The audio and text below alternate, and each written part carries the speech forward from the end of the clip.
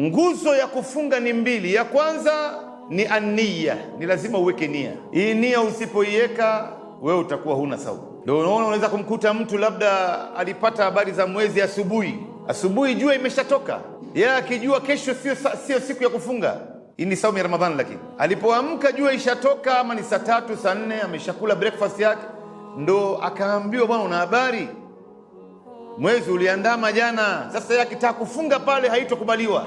Kwa nini? Kwa sababu ilikuwa intakana anuie kabla alfajiri haijaingia. Kulingana na hadithi ya Mtume anasema, man lam yubayyitu siyam qabla alfajri fala siyama lahu, mtu yoyote ambaye hatonuia saumu ya kufunga Ramadhani kabla salati alfajiri, huyu hana saumu. Saumu ya sunna unaweza ukaamka asubuhi saa 3 saa 4 asubuhi, ukaamua bwana, mimi nitaka kufunga saumu ya sunna, leo ni Jumatatu acha nifunge, au leo ni Jumanne acha nifunge, na ukaanza kufunga pale pale, inaruhusiwa. Lakini saumu ya faradhi kama vile Ramadhan, usiponuia kabla salati alfajiri, saumu yako haitokubaliwa. Na hii nia, ndugu zangu, mahalluha fil qalb wa nutqu biha bid'ah, mahali pake hii nia ni moyoni, na mtu kutamka nia ni katika jambo la uzushi, ni bid'a. Mtume hajawahi kutamka nia katika ibada nyingi, Mtume hajawahi kutamka nia. Mfano, wewe unapotoka nyumbani unakuja hapa msikitini, unakuja kufanya nini?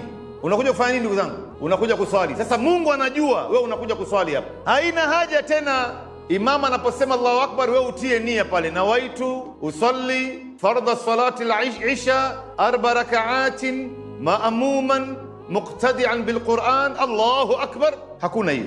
Imamu anafunga swala Allahu akbar na wewe pia Allahu akbar, kwa sababu nia yako iko ndani ya moyo wako, umekuja hapa kuswali. Kuna baadhi ya watu wanamwambia Mungu, nawaitu usalli, nimekuja hapa kuswali, nanuia kuswali, na Mungu anajua wewe hukuja kuswali hapa, umekuja kuiba viatu vya watu.